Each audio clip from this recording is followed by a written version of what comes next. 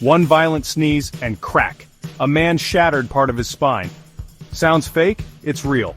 A 2021 case reported a man who ruptured discs in his neck from just sneezing. A sneeze can shoot air at over 160 kilometers per hour, and the internal pressure? More than 100 times normal breathing. In rare cases, that pressure can crush weakened vertebrae, especially in people with spinal issues. He survived, but next time you sneeze, maybe don't hold it in.